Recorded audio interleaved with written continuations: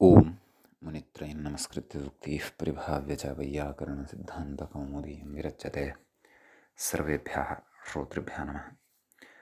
अस्माभिः गतपाठे यद्यत् पठितं तद् एकवारं स्मरामः। वयं वैयाकरणसिद्धान्तकौमुदी इत्याख्यस्य ग्रन्थस्य तत्र स्वादिसन्धिप्रकरणं पठन्तः स्मः। प्रकरणस्यास्य अस्माकं क्रमे तत्र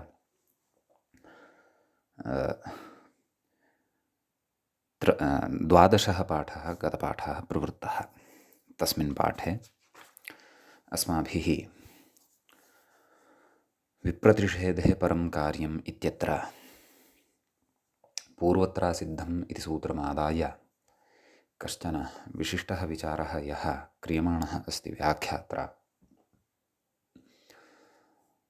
कः विचारः तन्नाम पूर्वत्रासिद्धम् इत्यनेन कार्यासिद्धत्वं वक्तव्यं वा शास्त्रासिद्धत्वं वक्तव्यं वा इति।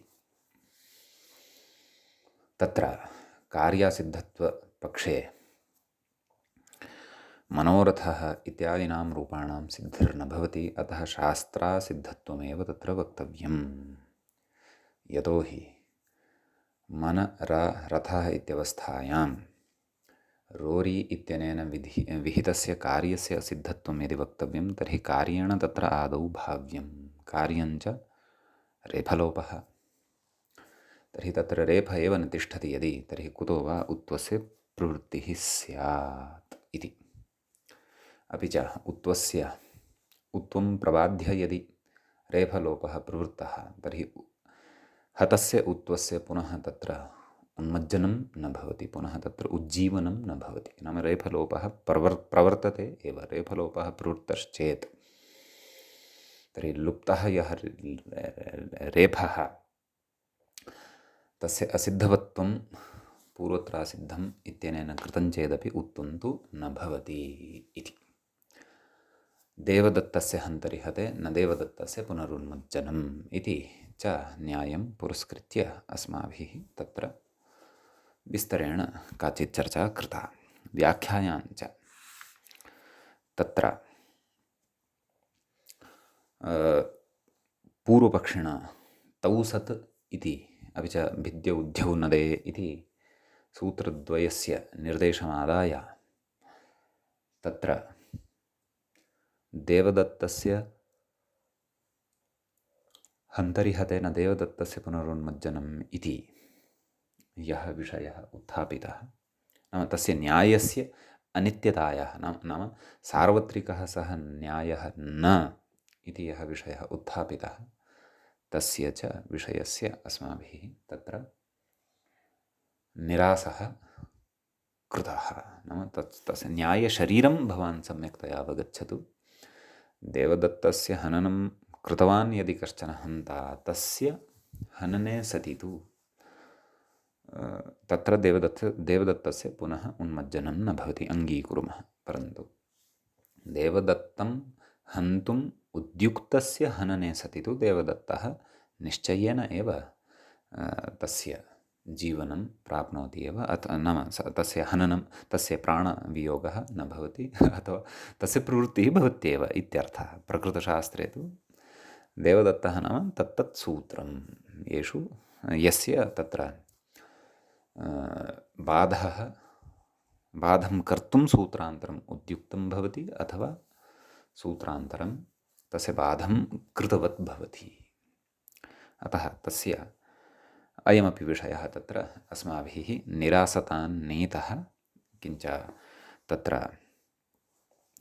युक्त्या नाम न्यायशरीरं तस्य कृते न्यायशरीरं नाम न्यायस्य समीचीनम् अर्थम् अथवा सम्यक्तया तस्य कृते अर्थं बोधयित्वा अस्माभिः तत्र सङ्गतिः कृता।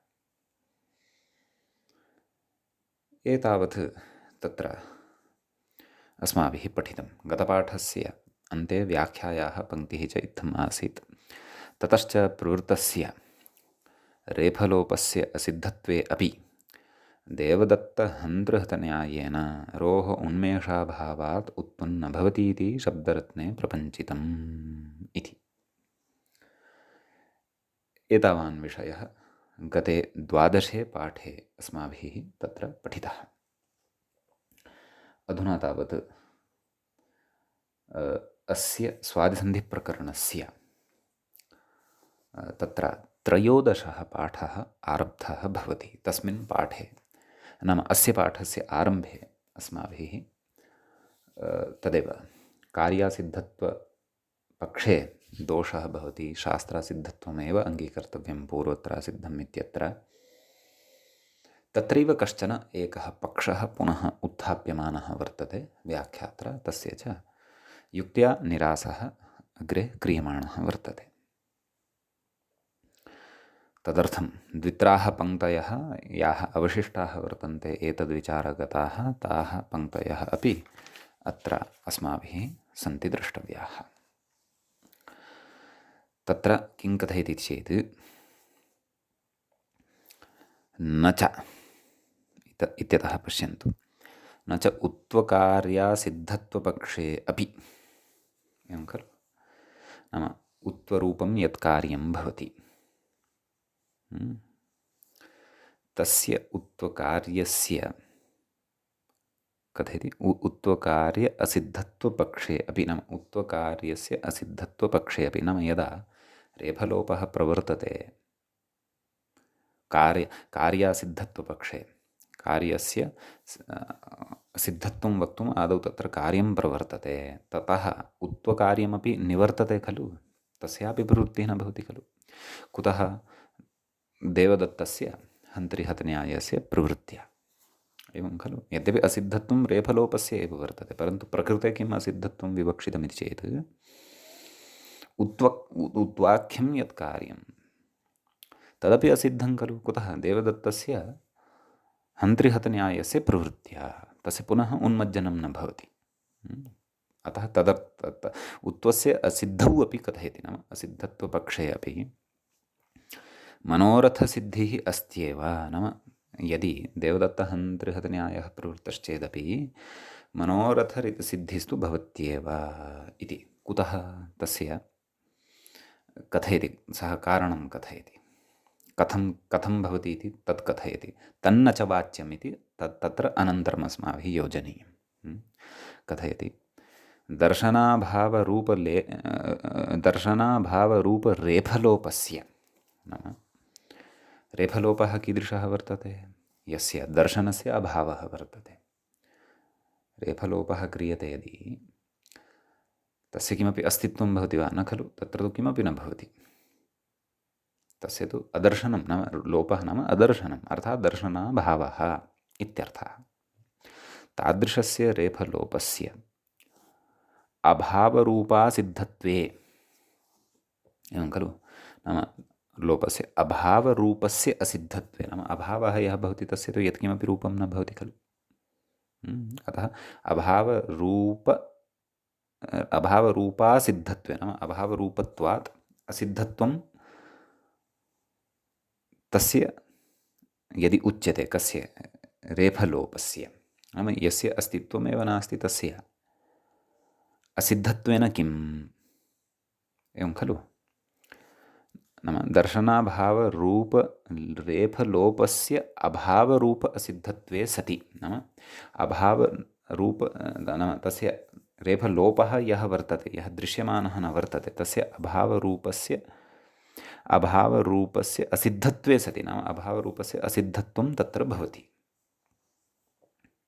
कथयति, असिद्धत्वे सति रोः उन्मेष आवश्यकत्वात्, नाम रोः उन्मेषः यः भवति, नाम रोः तत्र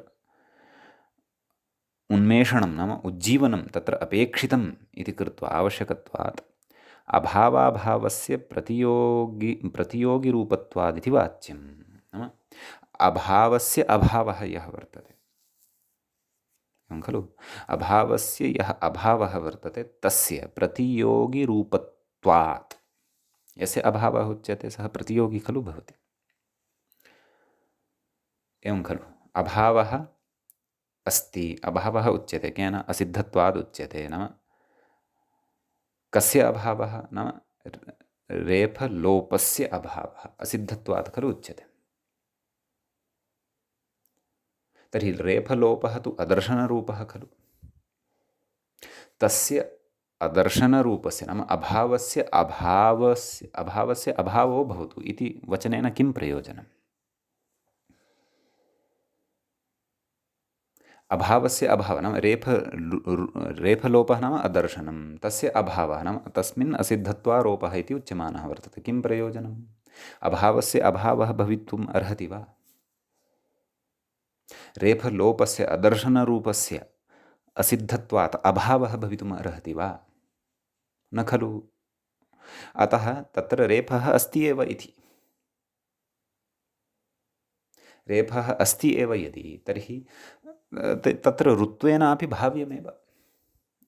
अत्र न्यायविषयम् आदाय व्याख्याता उत्थितः वर्तते। नाम असिद्धत्वं बहुद्भिः उच्यते। कस्य उच्यते? रेफलोपस्य नाम असिद्धत्वं नाम सः सिद्धः नास्ति। कः सिद्धः नास्ति? रेफलोपः सिद्धः नास्ति। रेफलोपः नाम एकप्रकारकः अभावः। एवं खलु। तस्य अभावः बहुद्भिः उच्यमानः वर्तते। तर्हि यस्य दर्शनमेव नास्ति तस्य अभावः कथम् इति तत्र आक्षेपः क्रियमाणः वर्तते। अतः प्रकृते अपि च प्रकृते रोः उन्मेषः अत्र अपेक्षितः एव वर्तते। रोः उज्जीवनं प्रकृते अपेक्षितमेव वर्तते। अतः नैव रोः उत्वस्य उज्जीवनम् अत्र अपेक्षितमेव वर्तते। यद्यपि अत्र उक्तं रोः उन्मेषात् नाम तदेव ऋत्वं रेफः यदा तत्र लप्स्यते नाम रुः इति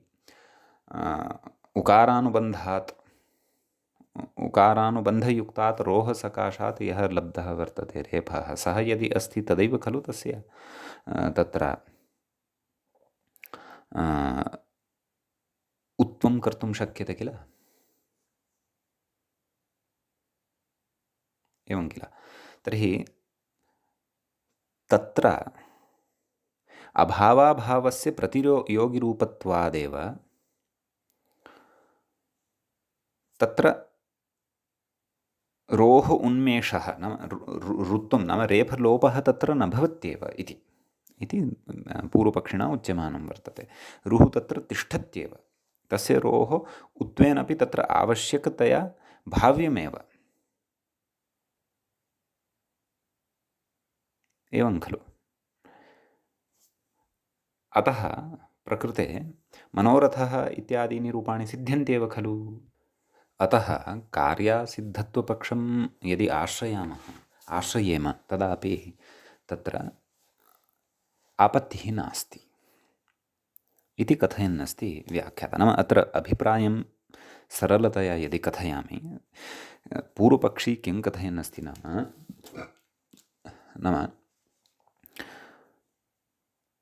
तत्र रेफलोपः तादृशः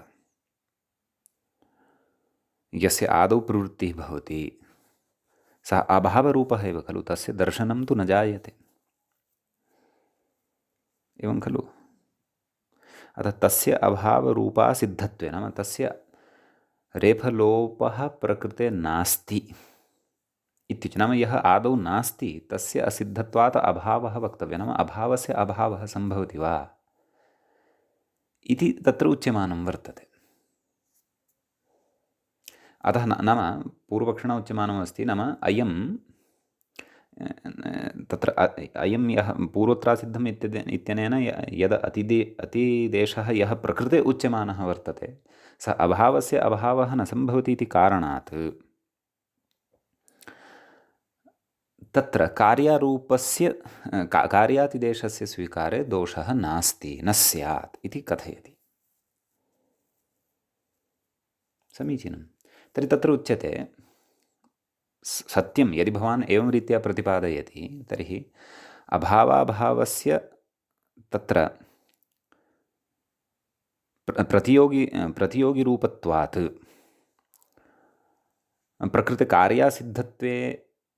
कार्यासिद्धत्वेन एव निर्वाहः भवितुं शक्यते इति।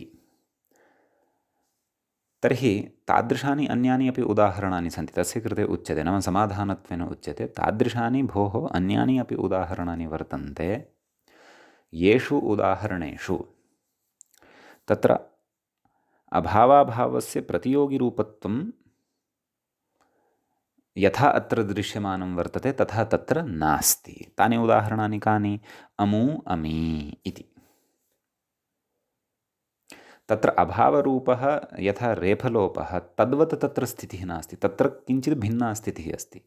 तत्र च कार्यातिदेशपक्षे अव्यवस्था भविष्यति। अतः तत्र अस्माभिः शास्त्रातिदेशपक्षः एव आश्रयणीयः स्यात्।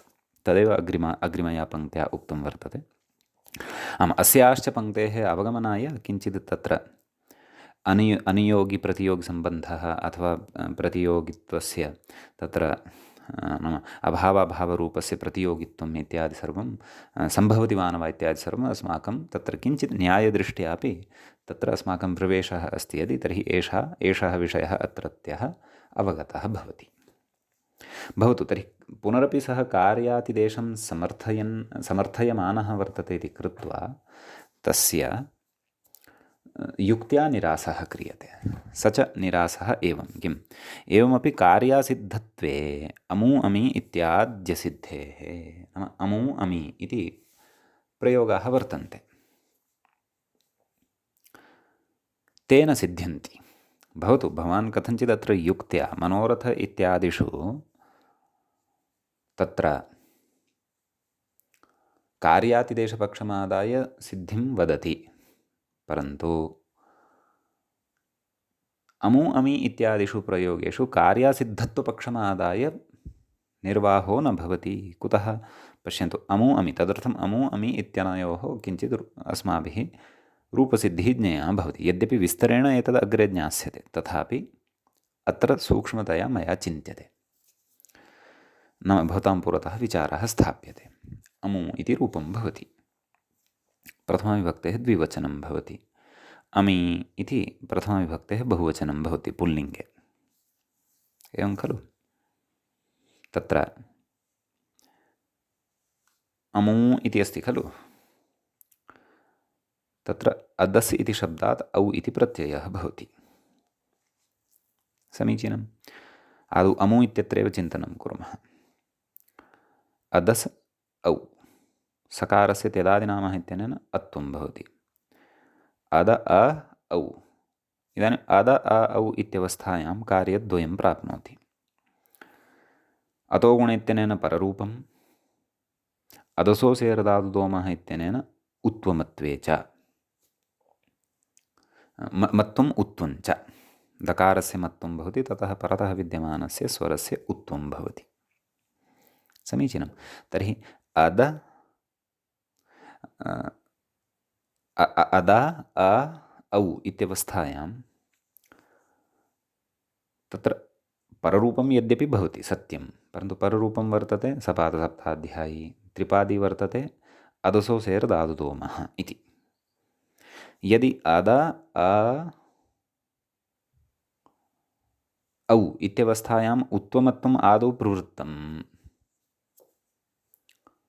सम्यक्, नाम उत्वमत्वाख्यं कार्यम् आदौ प्रवृत्तं, तर्हि पररूपं न भविष्यति। कुतः? कार्यातिदेशपक्षे कार्यस्य आदौ तत्र प्रवृत्तिः अपेक्षिता। कार्यासिद्धत्वपक्षे, पूर्वत्रासिद्धम् इत्यत्र कार्यासिद्धत्वातिदेशपक्षे, तदर्थं तु पूर्वं कार्यम् अपेक्षितं। कार्यं यदि तत्र जातं तर्हि किं भविष्यति? अद अ औ इत्यवस्थायां तत्र दकारः यः वर्तते तस्य मकारादेशः, दकारात् परतः च यः अकारः वर्तते तस्य उकारादेशः, तर्हि का स्थितिः भविष्यति? अमु अ औ, यण भविष्यति, ततः अम्व औ, अम्वौ इति अनिष्टः प्रयोगः भविष्यति। प्रयोगः कः अपेक्षितः? प्रयोगस्तु अमू इत्येव अपेक्षितः। सः कथं सेत्स्यति? यदा अद अ औ इत्यवस्थायां द्वयोः अकारयोः स्थाने पररूपं भविष्यति, अद औ तदनन्तरं वृद्धिः तत्र अदौ इति आम् अदौ इति भवति। तदनन्तरम् उत्वमत्वे नाम दकारस्य मकारः ततः परतः विद्यमानस्य औकारस्य ऊकारः, अतः अमू इति रूपं सिद्ध्यति। एवं खलु? अत्र रेफलोपवत् नाम यथा तत्र दर्शनाभावरूपरेफलोपस्य स्थितिः आसीत्, तद्वत् अत्र दर्शनाभावविषयः नास्ति। अत्र तु साक्षात् उत्वमत्वयोः आदौ प्रवृत्तिः भविष्यति। तेषाञ्च दर्शनमपि तत्र जायमानम् अस्ति, तेषाम् अभावोऽपि नास्ति, प्रवृत्तिः विद्यमानता तत्र वर्तते।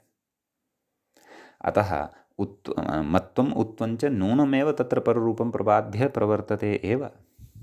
अत्र मनोरथ इत्यादिवत् स्थितिः नास्ति। अदर्शनाख्यम् अत्र किमपि कार्यं नास्ति, यथा तत्र रेफलोपाख्यं कार्यम् आसीत्। यच्च कार्यमादाय भवता तत्र उक्तं यत्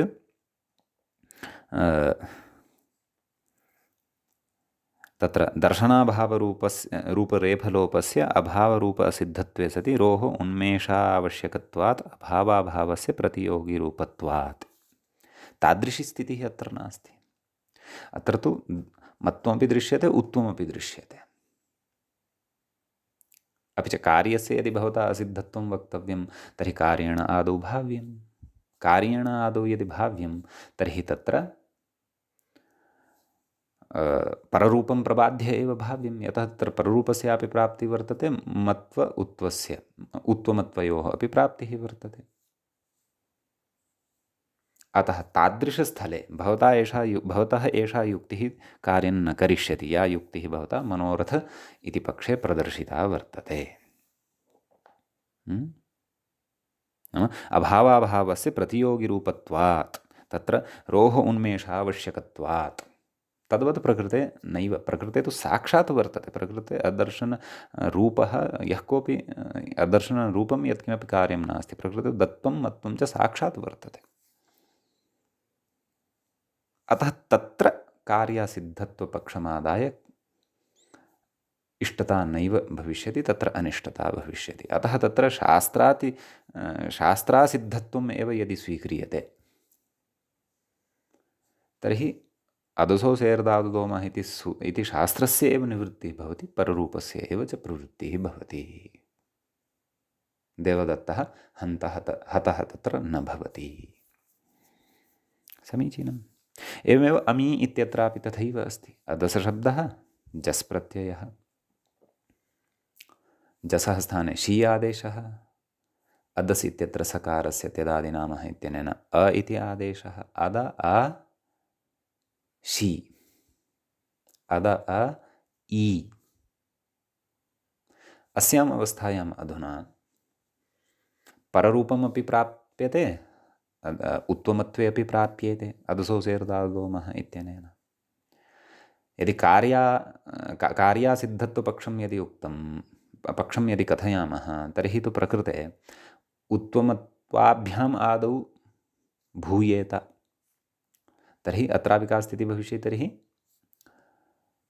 अम उ अ इ अमु अ इ अम्व इ अम्वे इति अनिष्टः प्रयोगः भविष्यति। अतः तन्मा भवतु, तदर्थं तत्र उच्यते यत् प्रकृते शास्त्रासिद्धत्वमेव भवतु, कार्यस्य प्रवृत्तिरेव न भवतु। शास्त्रमेव निवृत्तं यदि तर्हि तेन विधीयमानं कार्यमपि न भवति। तेन विधीयमानं यदि कार्यं न भवति तर्हि अद अ इ इत्यवस्थायाम् आदौ पररूपं भवति अद इ, तदनन्तरं गुणः भवति अदे, तदनन्तरम् उत्तमत्वयोः अवकाशः भवति। अम इ अमी इति रूपं भवति। अतः कथञ्चित् भवान् मनोरथः इत्यादिषु प्रयोगेषु तु निर्वाहं कुर्यात्, परन्तु नाम कं पक्षमादाय? कार्यासिद्धत्वपक्षमादाय। परन्तु अमु अमी इत्यादीनां रूपाणां सिद्ध्यर्थं कार्यासिद्धत्वपक्षमादाय निर्वाहो न भविष्यति, अनिष्टता प्रसरिष्यति। अतः तदर्थं शास्त्रासिद्धत्वमेव न्याय्यं, शास्त्रासिद्धत्वमेव तत्र अस्माभिः वक्तव्यम् इति कथयति। अग्रे पश्यन्तु व्याख्यातारं। यथा चैतत् तथा अदस् शब्दनिरूपणावसरे प्रपञ्चयिष्यते इति पुनः स्मारयन् अस्ति। पश्यन्तु, आरब्धवान् आसीत् व्याख्या क्व न व्याख्याता क्व आरब्धवान् आसीत् तत्र तत्र नाम पूर्वत्रासिद्धम् इत्यत्र तत्र किञ्चित् बीजारोपणं कृतम् एतेन।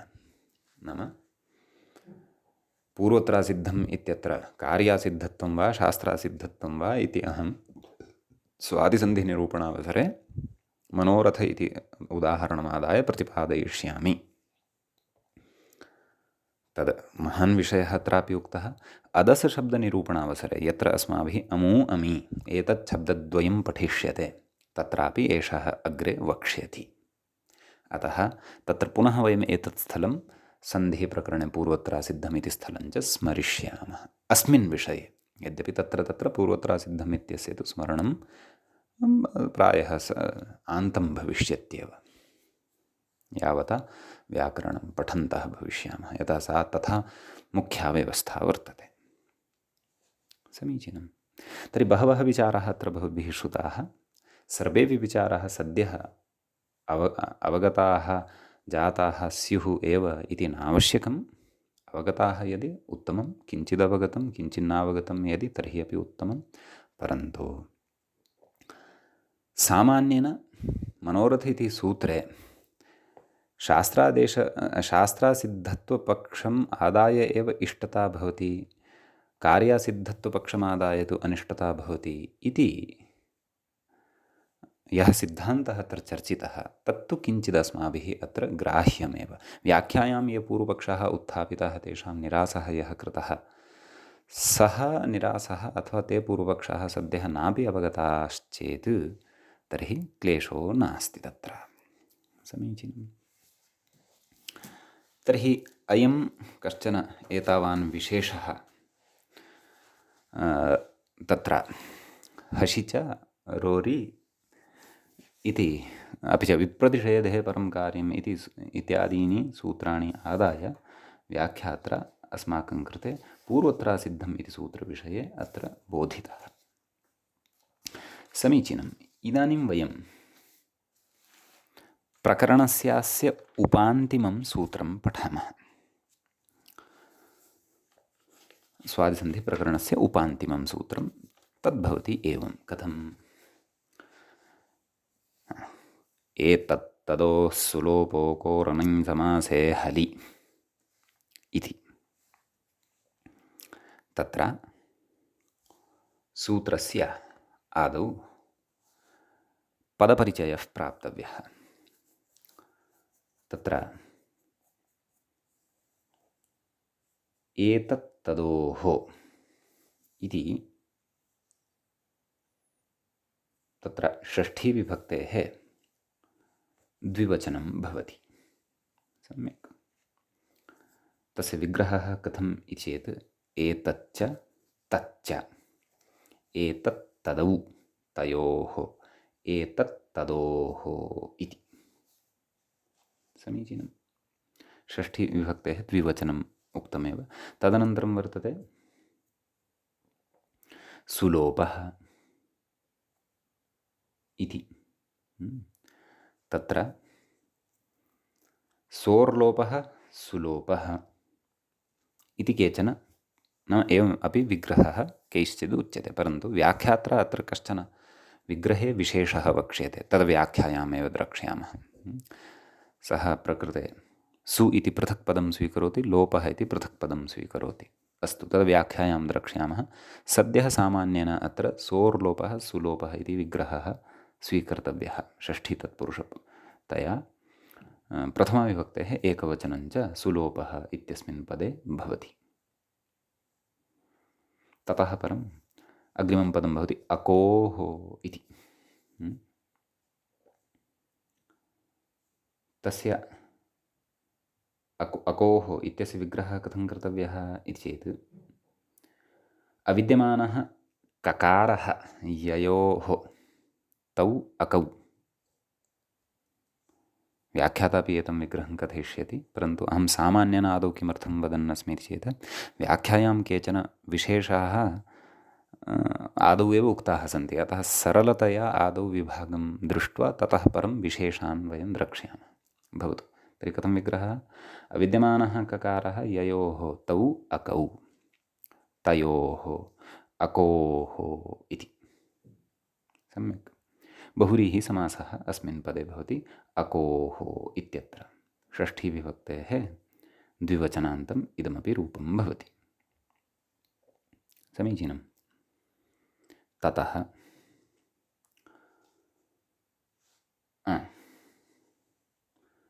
अनञ्समासे इत्यपि अस्ति खलु अग्रे। तस्य विग्रहः कथं? न नञ्समासः अनञ्समासः। तस्मिन् अनञ्समासे सप्तमीविभक्तेः एकवचनं तत्र भवति। तदनन्तरं हलि हलि इति सप्तमीविभक्तेः एकवचनं भवति। तर्हि पश्यन्तु कति पदानि? एतत्तदोः इति एकं पदं, सुलोपः इति द्वितीयं पदम्, अकोः इति तृतीयं पदम्, अनञ्समासे इति चतुर्थं पदं, हलि इति पञ्चमं पदम्। एवं खलु? ये सु इति लुप्तविभक्तिकं पदं स्वीकुर्वन्ति पृथक्तया तेषां मते षट् पदानि अत्र वर्तन्ते। समीचीनं। तर्हि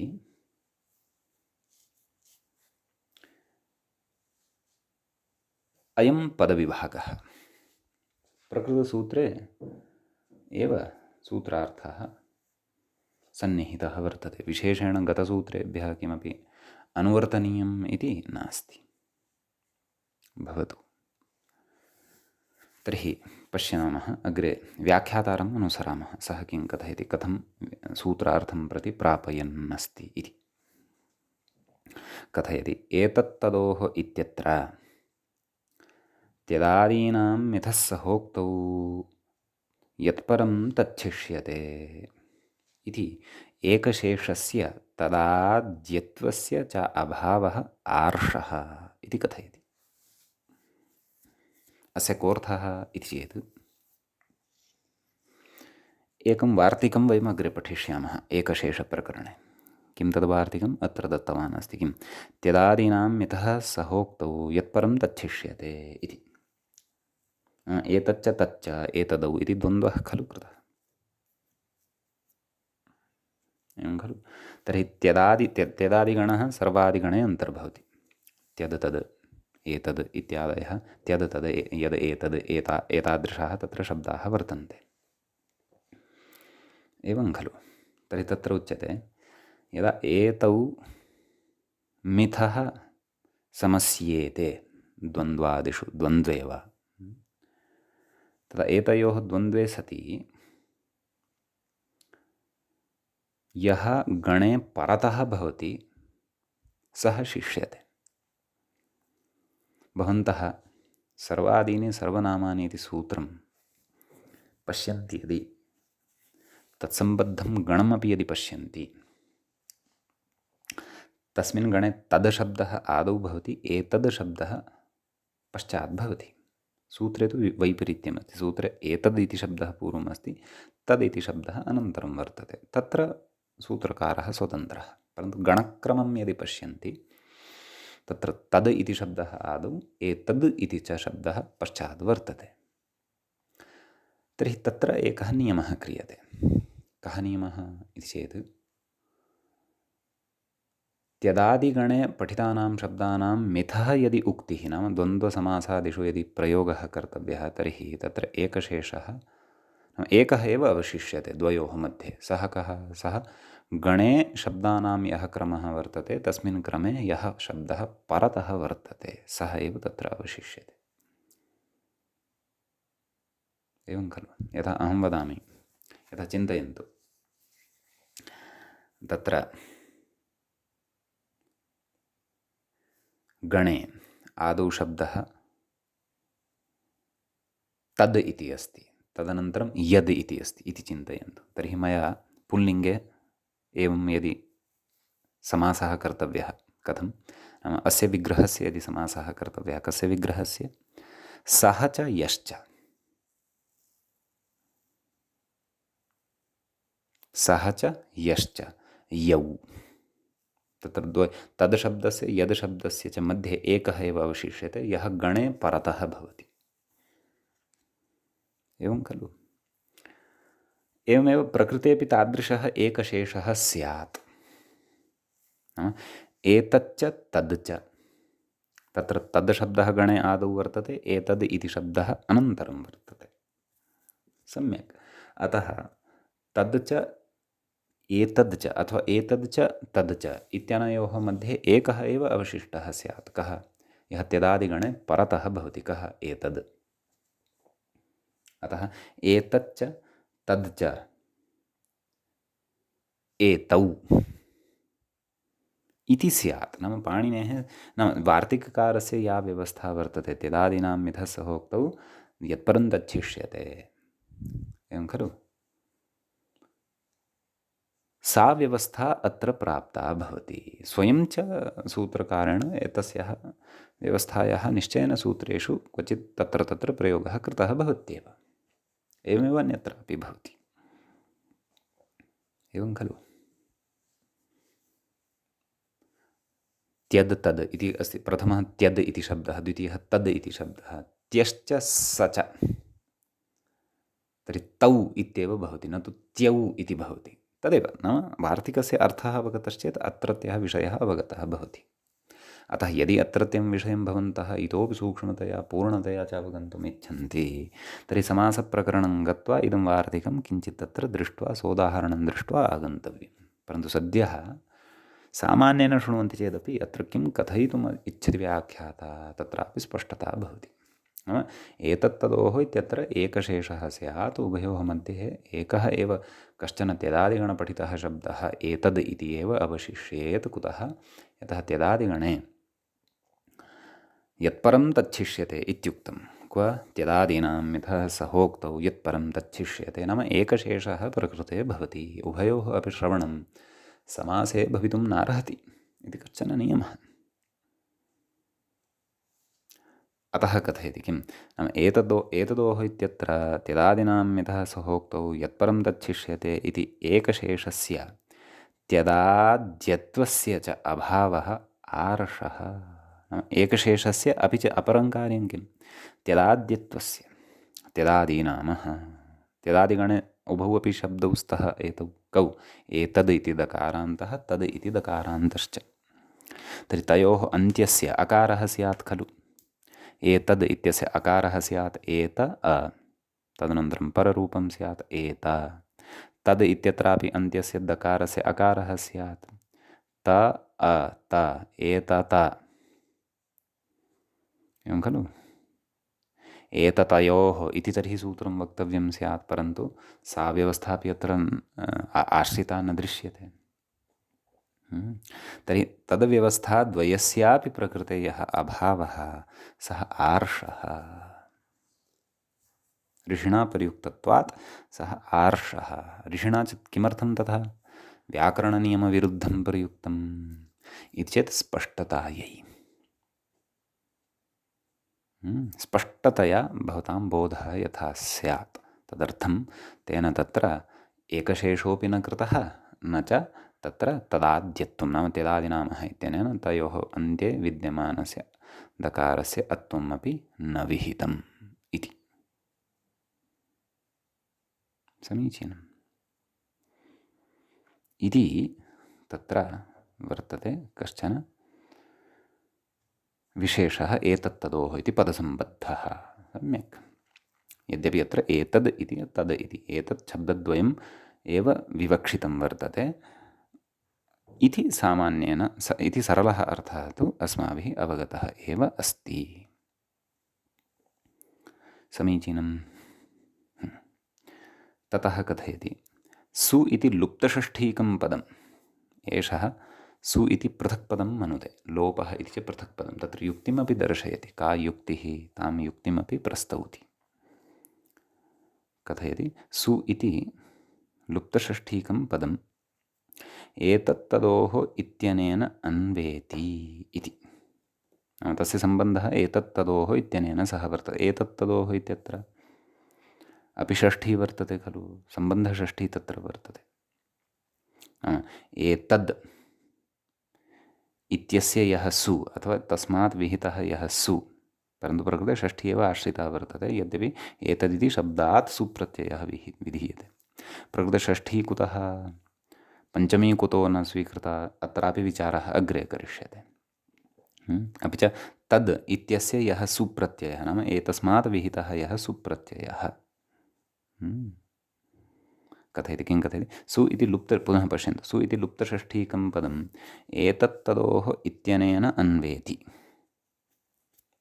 एतत्तदोः सकारस्य इति अर्थः तत्र लभ्यते। नाम एतद् इत्यस्य यः सकारः, तद् इत्यस्य च यः सकारः,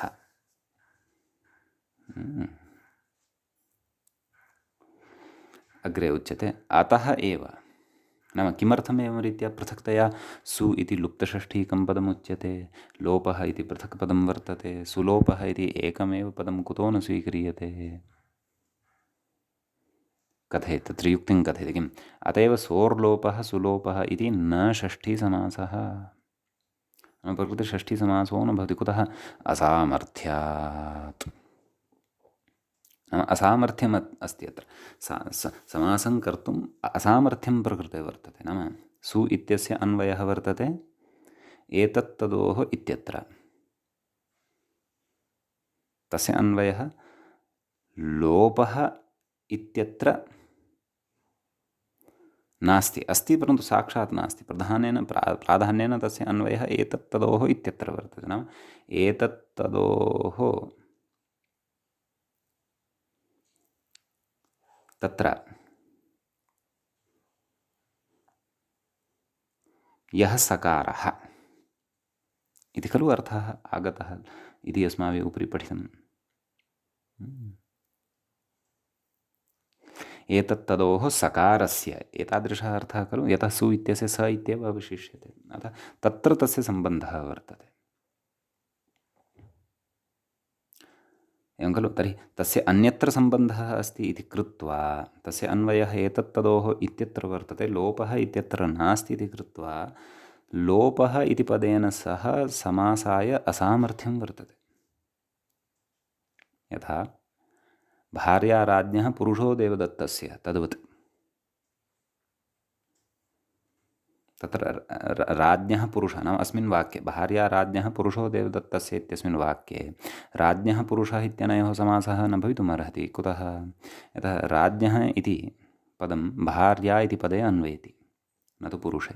तद्वत् प्रकृते अपि सु इति पदं लुप्तषष्ठीकम् एतत्तदोः इत्यत्र अन्वयति, न तु लोपे।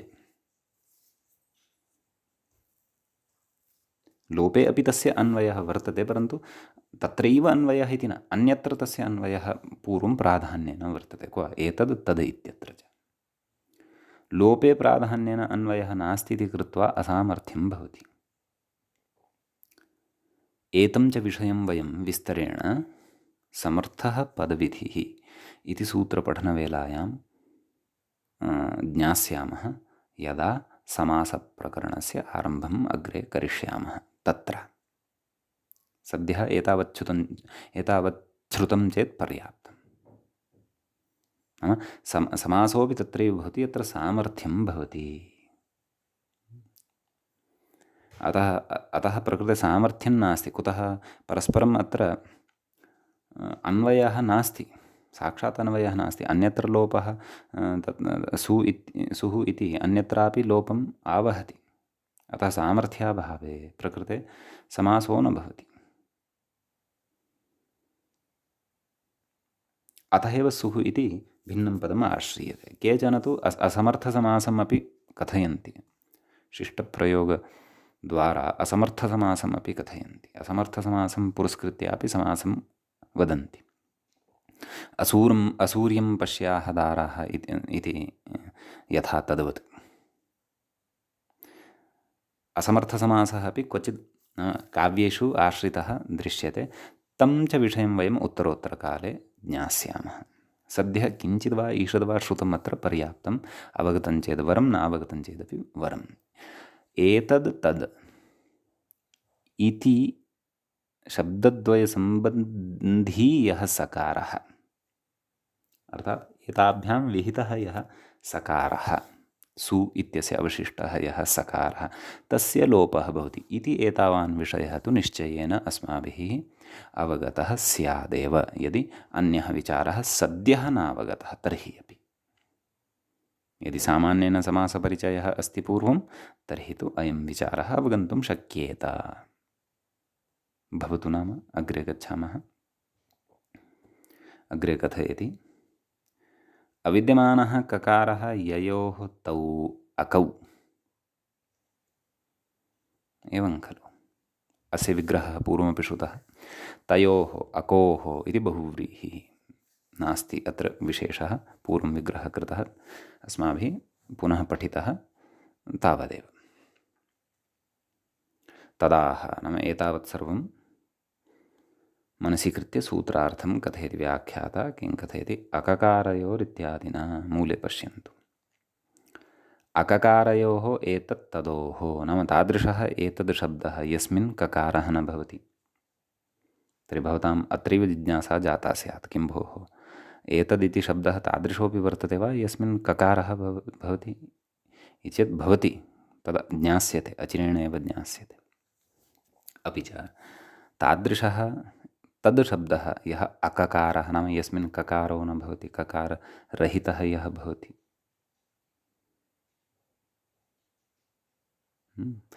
तर्हि तादृशयोः एतत्तदोः कीदृशयोः अककारयोः नाम ययोः मध्ये ककारः न भवति अथवा ययोः ककारः विद्यमानः न भवति तादृशः एतद् शब्दः तादृशश्च यः तद् शब्दः तयोः मूलसूत्रार्थं पश्यन्तु यः सुः नाम यः सुप्रत्ययः ताभ्यां विहितः भवति तस्य लोपः स्यात् हलि नाम ततः परतः नाम तस्मात् सोः परतः यदि हल् प्रत्याहारस्थः कश्चन वर्णः वर्तते अर्थात् यत्किमपि व्यञ्जनं यदि परतः वर्तते तर्हि तस्य व्यञ्जनस्य लोपः भवति क्षन्तव्यः तस्य सोः लोपः भवति व्यञ्जने परे हलि परतः सम्यक् किं कथयति व्याख्याता अत्र अनै समासे इत्यस्मिन् विषये कथयति अनै समासे इति न पर्युदासः पर्युदासविषये पठितं खलु अस्माभिः अनचि च इत्यत्र किं नञर्थौ द्वौ समाख्यातौ पर्युदासप्रसज्यकौ पर्युदाससदृग्राही प्रसज्यस्तु निषेधकृत् इति एवं किल प्रकृते नै अस्ति न नै समासे इति एवं खलु नाम तर्हि तत्र पर्युदासः नास्ति नाम सदृग्राही नास्ति तद्भिन्नस्य तत्सदृशस्य ग्रहणं कारयेत् इति तादृशः नै प्रकृते नास्ति इति कथयति एवं खलु कथयति तथा सति यदि प्रकृते तादृशः पर्युदासः स्वीक्रियते तर्हि तथा सति नैव युक्तन्यायात् तत्र न्यायः अपि अस्माभिः पूर्वं स्मृतः वर्तते अनचि च इत्यत्र ततः पश्चादपि क्वचित् स्मृतः कः नैव युक्तम् अन्यसदृशाधिकरणे तथा ह्यर्थगतिः इति अर्थात् नया इवेन च युक्तानि यानि पदानि भवन्ति तैः अन्यस्य अपि च तत्सदृशस्य अर्थबोधः भवति इति तन्यायद्वारा पर्युदासप्रतिषेधद्वारा तद्भिन्नतत्सदृशस्य ग्रहणं भवति इत्यपि अस्माभिः तत्र पठितं सम्यक् तर्हि कथयति नैव युक्तन्यायात् नाम सा परिभाषा काचित् भवति अग्रे आगमिष्यति तदा पठिष्यामः कथयति नैव युक्तन्यायात् नै समाससदृशे समासे एव स्यात् नै समाससदृशः यः अन्यः कश्चन समासः तत्रैव नाम कस्मिंश्चित् समासे एव नञ् समासो न, परन्तु नञ् भिन्नः नञ् सदृशश्च यः समासः, नञ् समासभिन्नः नञ् समाससदृशः यः अन्यः कश्चन समासः, भूरिः वा तत्पुरुषो वा अन्यः वा यः कोऽपि, तादृशे एव स्यात्, तादृशे एव अयं सोर्लोपः स्यात्, असमासे न स्यात्। तर्हि यथा अग्रे कथयति, न तु एष विष्णुः इत्यादि वाक्येषु, नाम एष विष्णुः इत्यत्र एष इत्यनन्तरं सोर्लोपः दृश्यते खलु, तर्हि एतादृशानि वाक्यानि न सिद्धानि भवेयुः, तत्र सोर्लोपः न स्यात् इति अभिप्रेत्य आह किमाह न तु नञ् समासे इति मूलसूत्रार्थ एव पश्यन्तु, न तु नञ् समासे इति। अन्यथा पर्युदासः यदि स्यात् तत्र आश्रितः तर्हि स्याद्धलि नञ् भिन्नसमासे इति कथयति स्म, अथवा नञ् समास भिन्नसमासे इति वा सूत्रार्थे कथयति स्म, परन्तु तथा न उक्तवान्, साक्षात् निषेधमेव कृतवान्, न नञ् समासे इति, नाम नञ् समासे एषा व्यवस्था नास्ति तावदेव। अन्यत्र समासो वा भवतु वाक्यं वा भवतु सर्वत्रापि एषा व्यवस्था भवितुम् अर्हति, नञ् समासे एव अयं निषेधः तत्र उच्यते। समीचीनम्। अतः अककारयोः एतत्तदोः यः सुः तस्य लोपः स्याद्धलि न तु नञ् समासे इति एतावान् अयं सूत्रार्थः अस्माभिः बुद्धौ स्थापनीयः। विशेषेण स्पष्टता, पूर्णतया स्पष्टता तु उदाहरणं सम्मुखीकृत्य एव भविष्यति। समीचीनम्। अतः उदाहरणं प्रविशति अधुना व्याख्याता कथयति, एष विष्णुः स शम्भुरिति। एष विष्णुः स शम्भुः, तत्र स्थितिं दर्शयति। एष स विष्णुः स शम्भुः इति स्थिते सकारस्य लोपः, एतत् स्थितिद्वयमपि कथं लभ्यते? एषस् कथं लभ्यते एषा स्थितिः? तत्र शब्दः एतद् इति खलु भवति, एतद् शब्दात् सुप्रत्ययः, नाम इतोपि मूलं यदि गच्छामः, एतद् शब्दात् सुप्रत्ययः, एतद् इत्यत्र यः दकारः तस्य तिदादिनामः इत्यनेन अकारः, एत अ सु सु इत्यस्य स अवशिष्यते, अतो गुण इत्यनेन पररूपम् एता स्,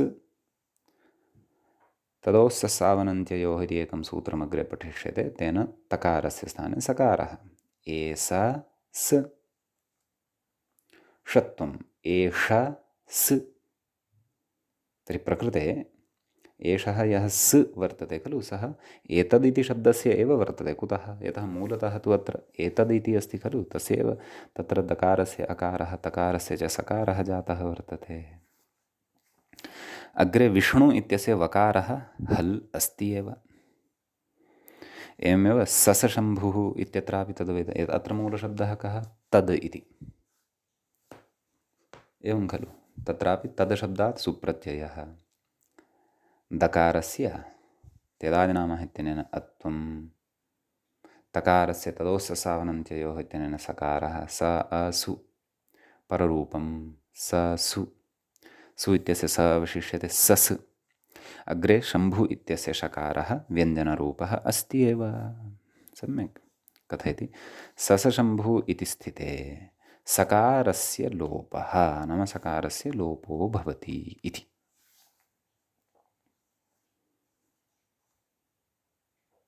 उभयत्रापि, नाम एषस् विष्णुः इत्यत्रापि सशम्भुः इत्यत्रापि। एवमेव भवन्तः अन्यानि अपि उदाहरणानि तत्र द्रष्टुं शक्नुवन्ति। एष रामः, एष कृष्णः, एष सुरेशः, स कृष्णः, स सुरेशः, स बालः, स पिता, स पुत्रः, एवं रीत्या यत्र कुत्रापि अग्रे हल् दृश्यते तत्र लोपः एतेन कर्तुं शक्यते। समीचीनम्। इदानीं तत्र प्रत्युदाहरणविचारः क्रियते। किं तत्र उक्तं पश्यन्तु।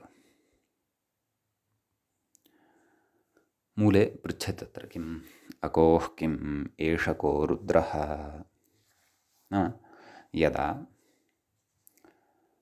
यस्याम् अवस्थायाम् अयम् एतद् शब्दः अयञ्च तद् शब्दः यः एष इति रूपेण स इति रूपेण च श्रूयते प्रयोगे पुल्लिङ्गे विशेषेण सः यदि अककारः वर्तते यदि तत्र तस्मिन् ककारः विद्यमानः यदि नास्ति तदा एव सोर्लोपः यत्र तु ककारः तस्मिन् विद्यमानः वर्तते तदा तु सोर्लोपो न भवति तर्हि तादृशम् उदाहरणं ददाति यच्च प्रकृते प्रत्युदाहरणं भवति नाम यस्मिन् तत्र ककारसहितः एतत् शब्दः तद् शब्दः वा भवति लब्धः तत्र कथयति मूले कथयति अकोः किम् एष को रुद्रः एष कः इति अस्ति तद् रूपम् कथं सिद्ध्यति कथयति अग्रे अव्ययसर्वनाम्नाम् अकच् प्राक्टेः इति अकच् इति नाम अव्ययसर्वनाम्नाम् अकच् प्राक्टेः इत्यनेन सूत्रेण अकच् विधीयते सर्वनामशब्दः कः एतद् इति शब्दः तत्र टे टिभागः कः अद् इति तस्मात् पूर्वम् अकच् भवति अकचः किम् अवशिष्यते अकु इति अवशिष्यते का स्थितिः जायते एत् अक् अद् एतकद् एवं खलु किं जातम् एतकद् सु त्यदादिनामः इत्यनेन दकारस्य अकारः एतक सु अतो गुण इत्यनेन पररूपम् एतक सु तकारस्य तदोस्ससावनन्त्ययोः इत्यनेन सकारः एसक सु सकारस्य षत्वम् आदेशप्रत्ययोः एषक सु सु इत्यस्य स अवशिष्यते एषक् स् एषक स् इति स्थितिः लभ्यते पश्यन्तु इदानीम् अकच प्रत्ययस्य आगमनकारणात् नाम शब्दस्य मध्ये आगमनकारणात् एषः एतद् इति शब्दः सकः सम्पन्नः नाम ककारेण सहितः सम्पन्नः इदानीम् एषः अकः नास्ति एष विष्णुः इत्यत्र यथा एष इति शब्दः एष इति अकः वर्तते तद्वद् एषक इति अकः नास्ति अयं तु सकः वर्तते नाम ककारः अस्मिन् विद्यमानः वर्तते नाम ककारसहितः एषः वर्तते तत्र कथयति अग्रे व्याख्याता अत्र एतत् शब्दस्य सककारत्वान्न सुलोपः नाम एतत् शब्दस्य प्रकृते अकचः आगमकारणात् सककारत्वं भवति अतः अस्मात् विहितस्य स इत्यस्य लोपः न भवति अतः एष को रुद्र एष कस् रुद्रः इत्यवस्थायां तत्र सस्य रुत्वं तस्य च हसि च इत्यनेन उत्वं प्राप्नोति रोरि इत्यनेन लोपः प्राप्नोति लोपः तु रोरीति शास्त्रासिद्धत्वात् निवर्तते नाम तस्य निवृत्तिः भवति उत्वमेव भवति एषक उ रुद्रः गुणः एषको रुद्रः इति रूपं तत्र सिद्धं भवति समीचीनम् तत्र मूले तावत् एकमेव उदाहरणं दत्तं नाम एतत् शब्दस्य एव नाम सकस्य नाम ककारसहितस्य एकमेव उदाहरणं दत्तं किम् एषको रुद्रः इति तत्र तच्छब्दमादायापि तादृशम् उदाहरणं सम्भवति तत् किं कथयति व्याख्याता तच्छब्दे सति सको रुद्रः इत्यपि प्रत्युदाहरणं नाम सको रुद्रः इत्यपि सिद्ध्यति तच्छब्दस्य अगजागमः तस्य अक् अवशिष्यते तदित्यत्र टीकः अद् तस्मात् पूर्वम् अक् भविष्यति त अक् अद् तकद् एवं खलु त्यदादिनामः तक सु पररूपं तकसु तकारस्य सकारः सकसु एवं खलु सकस् रुद्रः एवं खलु तर्हि तत्र तदेव रुत्वम् उत्वं सको रुद्रः। अत्रापि सकारस्य लोपः न भवति। कुतः नाम सु इत्यस्य यः सकारः तस्य लोपः न भवति। कुतः? यतः अयं तच्छब्दः अककारः नास्ति, अपि तु सककारः वर्तते। अतः एव प्रकृतेसोर्लोपः अपि न भवति। तर्हि इत्यपि प्रत्युदाहरणं, नाम मूले तु एकमेव प्रत्युदाहरणं प्रदत्तं, परन्तु इदमपि एकं प्रत्युदाहरणम् अत्र सम्भवति। समीचीनम्। अद्य तावत् एतावानेव विषयः भवतु एतत् सूत्रविषये। अत्र सन्ति इतोपि विचाराः, सन्ति च इतोपि प्रत्युदाहरणानि, नाम प्रत्युदाहरणगताः विचाराः इतोपि सन्ति। तांश्च विचारान् वयम् अग्रिमपाठे द्रक्ष्यामः। सद्यः तावत् अस्य पाठस्य अत्रैव उपसंहरणं क्रियते। मुनित्रयं नमस्कृत्य उक्तीः परिभाव्य च वैयाकरणसिद्धान्तकौमुदीयं विरच्यते। सर्वेभ्यः श्रोतृभ्यः नमः। एवञ्च स्वादिसन्धिप्रकरणस्यास्य अस्माकं क्रमे तत्र 13 पाठः सम्पन्नतां गतः। नमः सर्वेभ्यः श्रोतृभ्यः।